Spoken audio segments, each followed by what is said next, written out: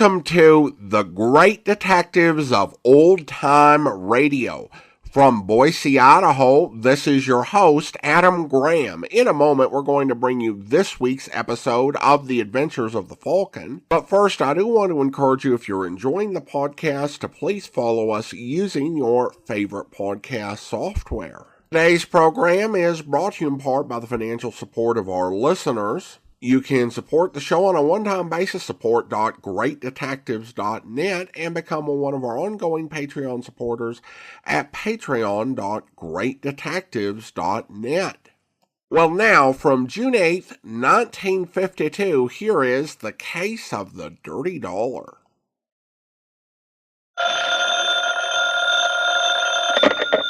Hello? Yes, this is the Falcon speaking. Oh, Lois. I'm glad you called. I will be able to make it tonight. No, you heard right, Angel. I've given up being a private detective. I've retired. Yeah, I'm going to learn to take it easy if it kills me. Once again, the adventures of the Falcon, dedicated to private investigators everywhere. Those hard-hitting detectives who, like Mike Waring, risk their lives to aid law enforcement agencies. So join him now when the Falcon solves The Case of the Dirty Dollar.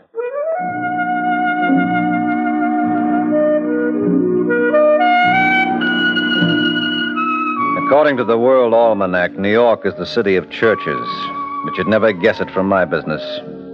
Instead of peace and quiet, all I've known is violence and death. Well, I've had it. No more playing cops and robbers for me. No more dealings with offbeat characters like Johnny Stone and Steve Haynes. Oh, in case you're curious, those are the two gentlemen getting out of the convertible on Forsyth Street.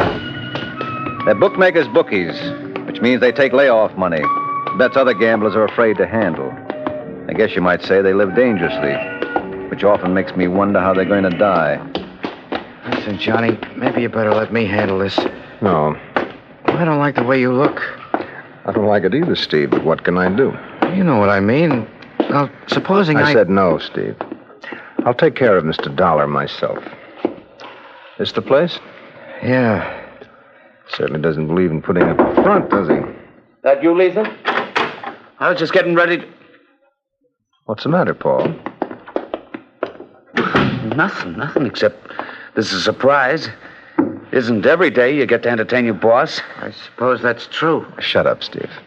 Well, say, why don't you sit down? No, thanks, Paul. We can't stay long. Well, can I get you a drink? Mm-mm. You sure you wouldn't care for something? Now that you mention it, maybe I would. If it's all the same to you, I'll take... How much is it, Steve? $2,568.23. Huh? Well, that's the way we figured it. I don't understand. You've got sticky fingers, Paul. Unfortunately, you got them glued to my money. Wait, you're wrong. I've worked for you for 9 months. Did I ever once get out of line? There's always a first time. I give you my word. What did you do with the money? I think I know, Johnny. Our friend Mr. Dollar is a student of the racing form. I see he picked Gallant Kid today at Hollywood. Is that how it went? I was going to return it, Johnny, honest. You never should have taken it in the first place. I trusted you, Paul. I don't let anyone abuse my confidence. Get up. No. I said get up. Let me go. Now, I'll give you 24 hours to make it good. $2,568.23. And I want it to the last penny.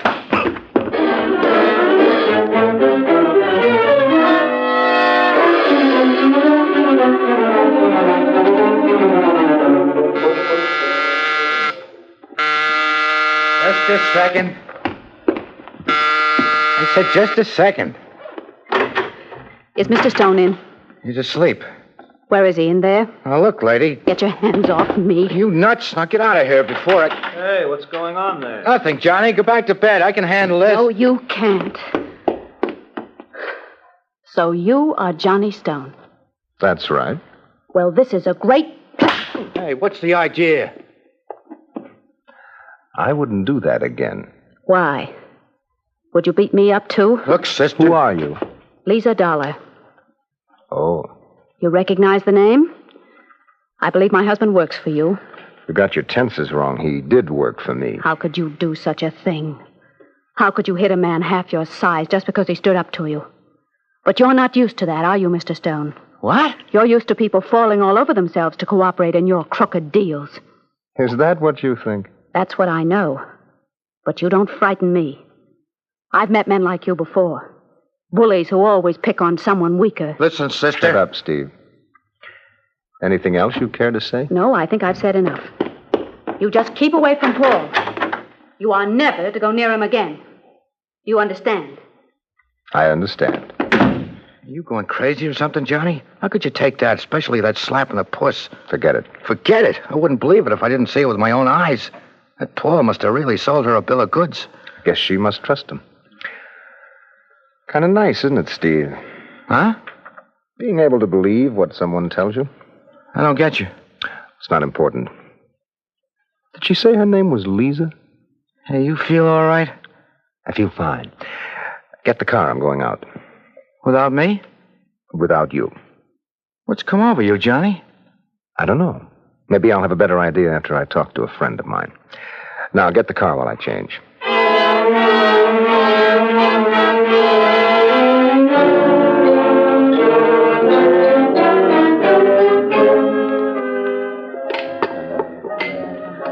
Yes, sir. Can I help you? Mike Waring around? Well, he's kind of busy at the moment. Where is he? In the back? Look, mister, he gave me strict orders he wasn't to be... Hey, come back here. Don't you understand English? I said come... Hello, Mike. Well, if it isn't Johnny Stone. I was thinking about you today. Must be mental telepathy. Well, I'd ask you to sit down, but you anticipated. Drink? No. Don't let that stop you. It won't. How about doing a little gumshoeing for me? Haven't you heard, Johnny? I've retired. I heard, but I don't believe it. It's true. I've had it. I've had much too much. What are you talking about? This business of being a private dick finally got to me. They told me it would. You're not making sense. What are you, 36, 37? In this racket, you age fast. You see people at their worst. Guys who'd stab you in the back for 2 bits, even with inflation. Yeah, and sometimes you even feel sorry for some of them, especially when you find out what makes them tick. You must be bathing in lanolin plus. You're getting soft. I never claimed to be in your league, but that's the story. Now, suppose you hear mine. I hope it's more interesting. I had a boy, Paul Dollar, working for me. He's married to a girl named Lisa. Well, so far it ain't. I'd like you to find out everything you can about her. Johnny, you're not receiving me. I told you I quit. Why don't you get Martin Kane? This Lisa seems to be quite a gal, Mike. She slapped me. Well, you sound like you enjoyed it. I did. You better watch yourself, Johnny. You're acting almost human. And that would never do? Never. Well, see what you can find out about it. Look, I told I know you're retired. But, Mike, you're a betting man, aren't you? So? So, I believe all women are alike. They're only out for one thing. I'll give you 1,000 to 1. This Lisa Dollar is no different from the rest. Well, I'd be a sucker to refuse those odds. Okay, Johnny, keep your checkbook handy. You got yourself a bet.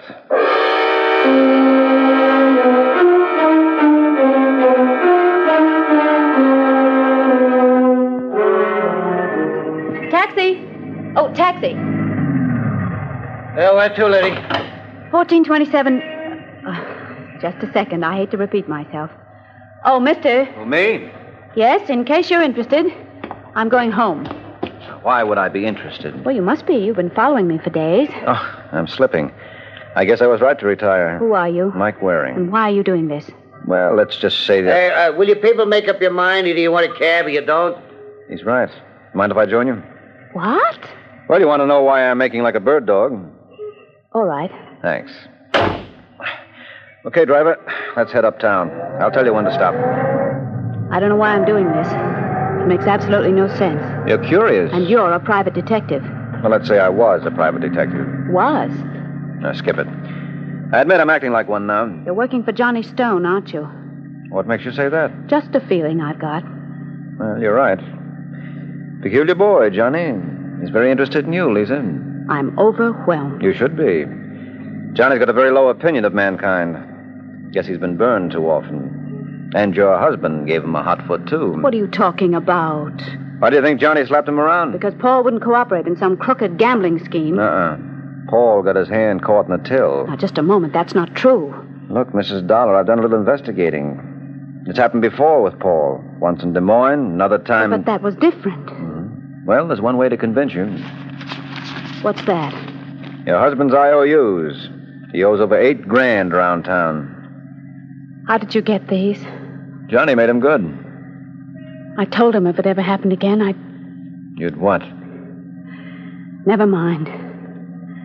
I hope your Mr. Stone is pleased with himself. No, this wasn't Johnny's idea.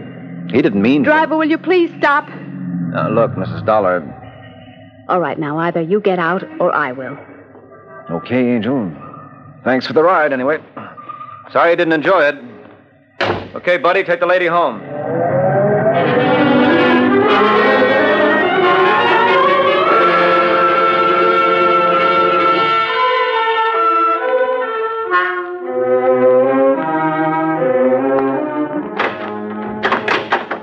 That you, Lisa? Yes, Paul? Where you been? You said you'd be home by 5. I guess I'm undependable. But then so are you. Why did you do it, Paul? Why'd I do what? Lie to me? I lied to you? There wasn't a word of truth in that story you told me about Johnny Stone. I made a fool of myself. Honey, I swear... Oh, don't deny it, Paul. I saw the IOUs. You've been gambling again. Oh, Lisa, I'm no good. I don't know why you put up with me. I'm not going to. What are you doing? I'm leaving? Oh, no, you can't. I won't let you. I swear I'll never do it again. Please get out of my way. I know I've said it before, but this time I mean it.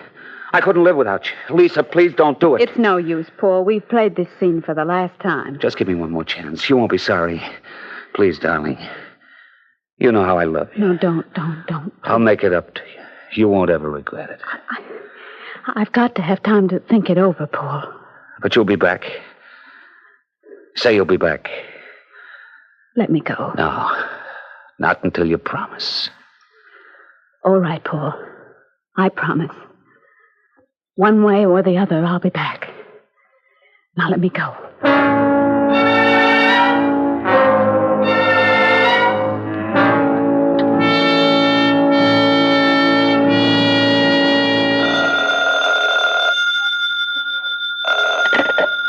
Hello? Is that you, Trudy? Yes. This is Paul Dollar. Is Lisa there? Oh, no. Now, you got to tell me the truth.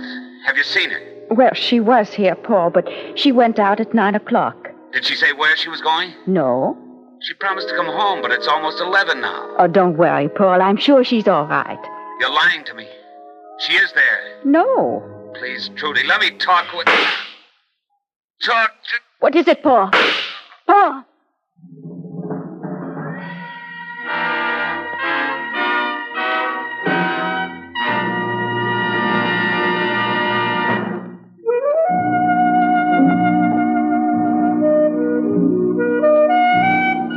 They say a dollar doesn't go very far these days.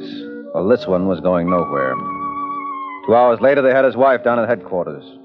When I waltzed in, Sergeant Corbett was finishing his pitch. It's a lovely bit of salesmanship. Now, you've got to understand, Mrs. Dollar, I'm your friend. Thank you. No, I mean it. I don't blame you at all. Why, anybody in your place would have been fed up years ago. Your husband was no good. He was weak. Well, it's the same thing. No, it isn't, Sergeant. Paul meant well. He just couldn't help himself. Well, the point is... He's trying to trap you, Lisa. Well, if it ain't that high-flying bird, the Falcon. I thought you retired. I have. I just dropped by the kibitz. Obviously, you know the lady. Obviously. How are they treating you, Lisa? All right. Why don't you tell them the truth?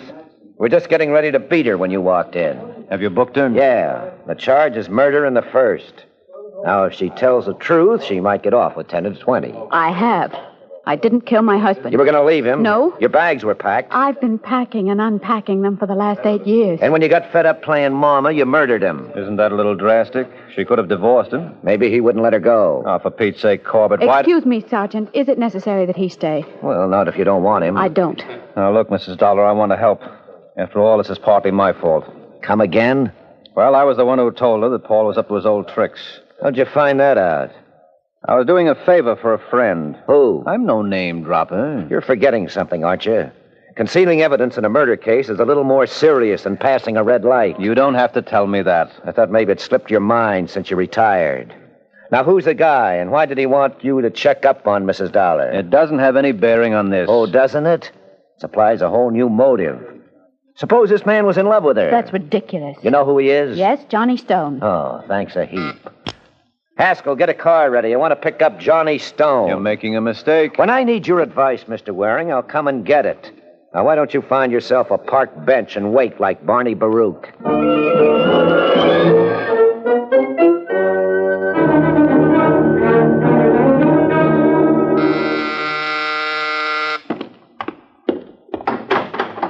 Hi, Johnny. Oh, Mike. Come on in. Well, I see I got here before Sergeant Corbett. Come again? He's on his way. What are you babbling about? Well, haven't you heard? Paul Dollar was murdered. What's that got to do with me? Well, this may come as something of a shock, Johnny, but you're a potential suspect. When was the last time you saw Lisa Dollar? Why? Because the police are inclined to think you two might have had a romance cooking. Oh, they're crazy. I only saw her that once. And that's the time you fell. I didn't fall. And why did you ask me to check on her? Oh, let's just say I was intrigued. No, you say it. I wouldn't attempt to sell that to Corbett. Did you kill her husband? Mike, why should I? Well, you know human nature. He might have figured she'd never leave Paul as long as he needed her, and that would be forever. Well, you know a little about human nature yourself. Do I impress you as the kind of guy who'd let a woman take the rap? Why not? You're late. How did you get here before me? I got connections. I know a motorman on the Lexington Avenue Express. Tain't funny, McGee. All right, Johnny, get your coat. Is this a pinch? That's what it is. Now let's shove off.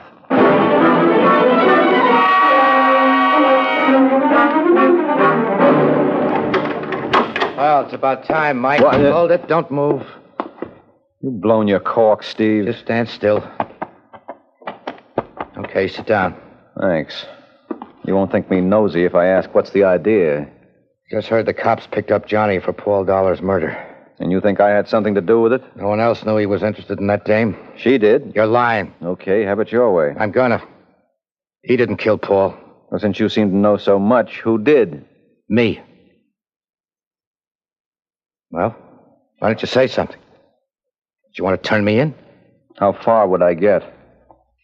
You mean the gun? Forget it. Here. Huh? Well, what are we waiting for? Let's go. Relax. Why did you do it? What difference does it make? I'm going to ask you that at headquarters. Okay. I was a lush till I met Johnny. That was 14 years ago. He straightened me out. I swore someday I'd make it up to him. And he told you he wanted Paul Dollar knocked off? He told me nothing of the kind. It was my own idea. I got eyes. I could see he went for Lisa. No, it won't wash, Steve. The cops will never buy it. Why not? I'm handing him a confession. Yeah, that's just the trouble. An unsubstantiated confession to murder is worthless. There has to be at least one outside piece of evidence linking you to the crime. Is this the same gun? No, I got rid of the other. Where? Down at Coney Island. That's pretty vague. Well, you couldn't expect me to make a map of the place. No, that's no good, Steve. I tell you, I killed him. I'm still waiting to be convinced. I shot him twice. That was in the papers. It was a .38. Likewise. Look, you gotta believe me. Johnny had not... Wait a minute. How would it be if I dug up a witness? You mean there was one? Yeah. Why didn't I think of him before? Who? Never you mind. Just set up a date for us at headquarters. I'll meet you there in 20 minutes.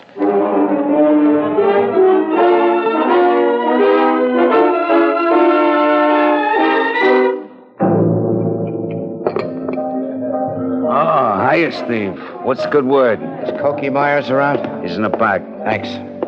What do you want with that crumb, anyway? Just be a good fellow and see we're not bothered. Oh, that's you, Doc? Sorry to disappoint you, Cokie. Oh, hi, Stevie. If you're looking for more... No, I'm looking for you. Yeah? Smoke? Thanks. Yeah. I got a job right down your alley. I better get somebody else, Steve. My nerves are shot. It'll pay $100. What? 100 clams. You could do a lot with that kind of dough. No, that's no use. I'm sick. If you could hold off a couple of days, maybe... I can't. Suppose I made it 2 bills. When would I get it? Right now. I guess I ain't so sick after all. Start counting out, fella. You just got yourself a boy.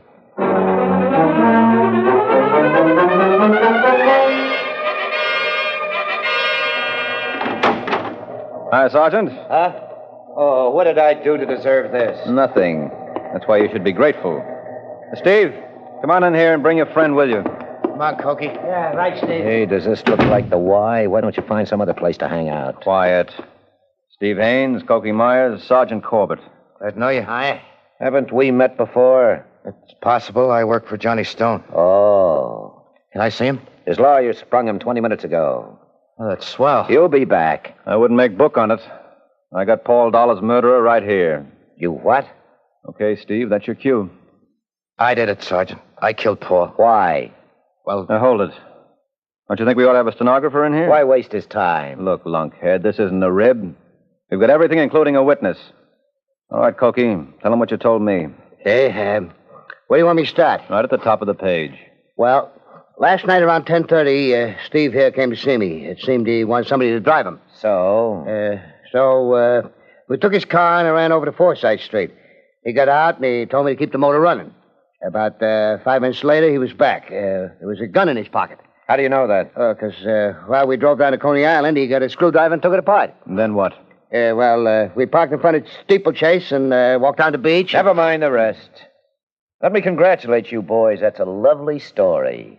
If you put it to music, you might have another South Pacific. Why, what's the matter? Don't you believe it? No. I tell you, I killed him, And Sergeant. Cokie's your witness? Yes. How much did you pay him? I resent that. You don't remember things so well, do you, Cokie? I get by. Well, what time did you get to Paul Dollar's place on Forsyth? Around 5 minutes of 11. Well, then how do you account for the fact that at 9:30 last night, a Cokie Myers was picked up for vagrancy on Chambers Street and wasn't released till 1 in the morning? Oh, no. Oh, yes.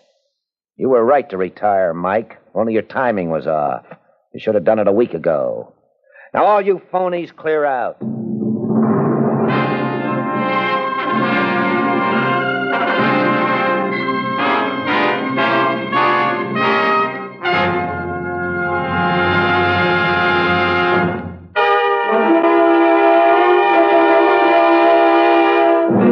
Now back to the adventures of the Falcon.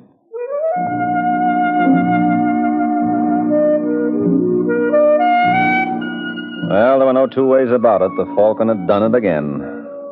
After Sergeant Corbett unveiled his haymaker, I watched him toss Steve Haynes and Cokie Myers out of the office. His footwork was beautiful. Then he turned on me, but I jabbed him off balance. I demanded to see Lisa Dollar. I always say, if you're short on brains, gall does just as well. Oh, I don't know why I'm doing this. Because you love me. Yeah, your regular store-bought doll. Haven't you got it through your thick skull what this is? Suppose you tell me. Another Snyder Gray case. The two of them teamed up together to murder her husband. Oh, you're crazy. Johnny only saw her once. That was enough. Mrs. Dollar, Yes? you got company. Hello, Lisa. I don't want to appear ungracious, Mr. Waring. But you could do without me. Exactly. Now, you've got to believe I've been trying to act in your best interests. Why? You are not being paid. And that's just the way I wanted it. Doesn't jeopardize my retirement status. Did your husband have any other enemies? No. You sure? He'd embezzled before. And we'd always made the loss good. I'll do it this time, too. I don't see how. I'll manage it some way. I told Mr. Stone he wouldn't lose a penny. You told Johnny that when? Right after I discovered Paul had lied to me. Yeah, what'd I tell you? She's been seeing him all along. Do you remember the time, Lisa? Yes, it was 9 o'clock. The clock was striking when I left Trudy's apartment. Who's Trudy? Her girlfriend, the one who reported the murder. But how could she... Hey, wait a second. I see it now. Let's go, Corbett. Where? Don't worry. I'll lead you there by the hand. Don't go away, Lisa. I'll be back for you real soon.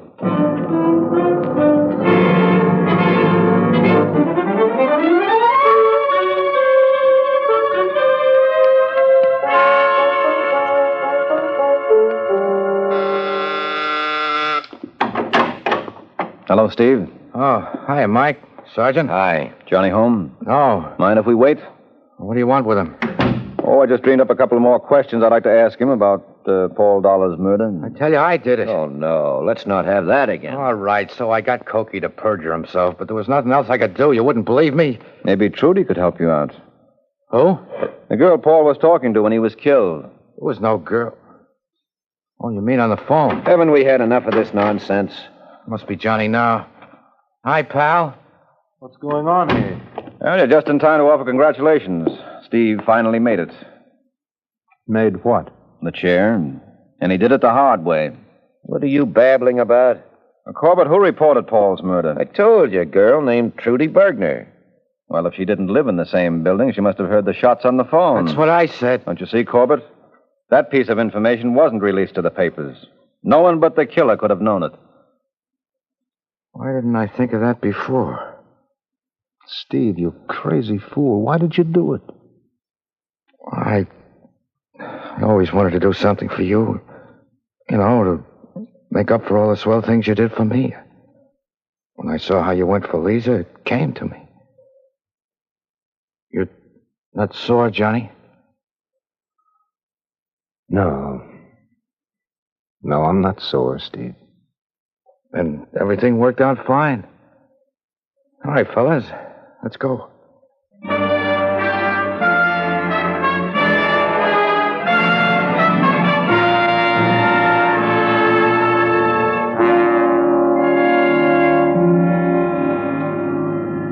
Tell me something, Mike. Just between us girls, you were kind of lucky, weren't you? No, I told you right at the beginning Steve was our boy.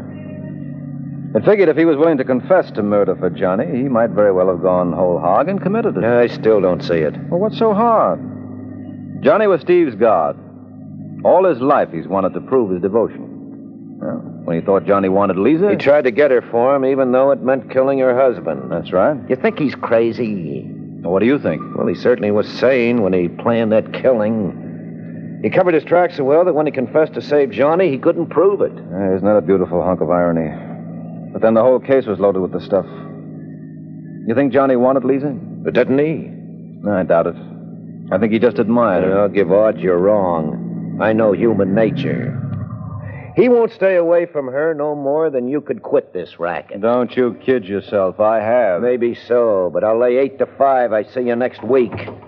Good night, Mike.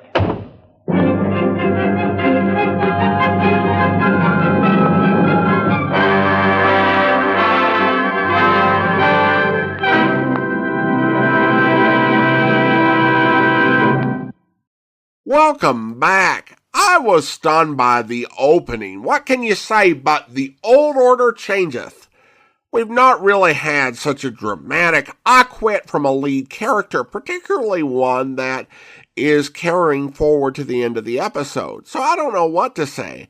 I mean, on one hand, there's a cumulative effect of all the stuff Mike's been through. The heartbreak, the head break, by which I mean all the times Mike got himself knocked unconscious. That you could see him reaching a point of enough of this. Doesn't really follow from last week's episode, where he actually did get the girl, unless that date went really bad. It's like, okay, the date was bad, what am I even doing? I will say Mike was easily persuaded to take on one more case. I'm done with this whole rotten racket. Well, I did have an overarching generalized theory about women that you might disprove. Okay, let's go ahead and do this. I did like that he initially offered to refer the guy to Martin Kane, who I looked up the newspaper listing was actually the next show on the radio. Also, is Paul Dollar Johnny's wayward cousin? I just had to raise that point.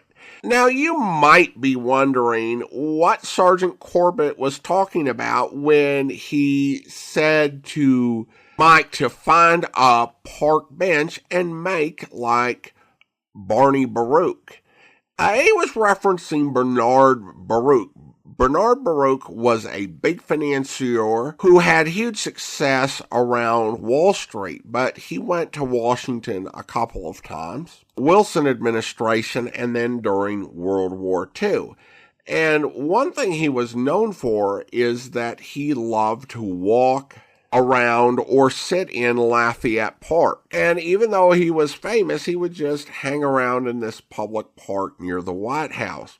And one story that was told about him is that Baruch did not like to ride in the back of cars. So during the Wilson administration, what Baruch did, and this is the popular story, but he would sit on a park bench and wait for a signal, and then he would begin to cross the street to go to the White House to see President Wilson. And this got him the nickname the Park Bench Statesman. So in essence, what Corbett was saying is, you're retired, get out of here, go sit on a park bench, and I will send you a signal if I want to talk to you or need your advice. Well, listener comments and feedback, and we go to YouTube first, where Jay writes, I appreciate you bringing these old-time radio shows to YouTube. Well, thanks so much.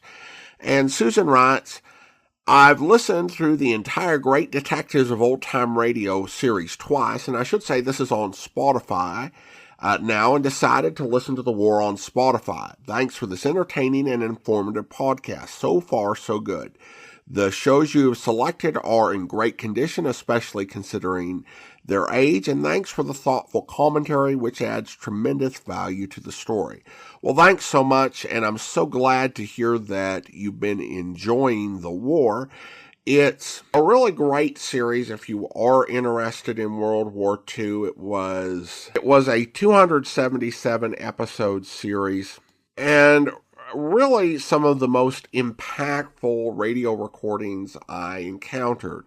Not only the nonfiction stuff, which, certainly had some really serious weight, but there were some stories and songs that really have stuck with me throughout the years and given me a little bit of a different perspective than I had when I started recording. So thank you so much. I hope you continue to enjoy The War, Susan. Now it is time for us to thank our Patreon supporter of the day. And I want to thank James. James has been one of our Patreon supporters since July 2022, currently supporting the podcast at the Detective Sergeant level of $7.14 or more per month. Thanks so much for your support, James. And that will do it for today. If you're enjoying the podcast, please follow us using your favorite podcast software. And be sure to rate and review the podcast wherever you download it from. We'll be back next Monday with another adventure with the Falcon, but join us back here tomorrow for Charlie Chan, where... All right. I am afraid. Dreadfully afraid. Of what, dear lady? Afraid of what? You ask me that. Here we are, living in this gloomy house, virtually locked up. Until a few minutes ago, a body lying in this very room. Somewhere in this same house, a murderer. One of us. A killer who killed for no reason that you've been able to discover. But, my dear, Leslie, Miss Beaton, you really don't want to feel this way. I can't help it. I can't rest. I was in the next room, remember that. And the murderer, whoever he is, knows that. I must have seen the murderer leave. And the murderer knows that, too. You, both of you, have me here questioning me. The murderer knows that. If he thinks for a moment that I've disclosed anything that will lead to his discovery, do you think that he'll spare me? No, he won't. He'll kill me as he killed Landini. And you both... I hope you'll be with us then. In the meantime, send your comments to box13@greatdetectives.net. Follow us on Twitter at Radio Detectives and check us out on Instagram. Instagram.com/greatdetectives. From Boise, Idaho, this is your host, Adam Graham, signing off.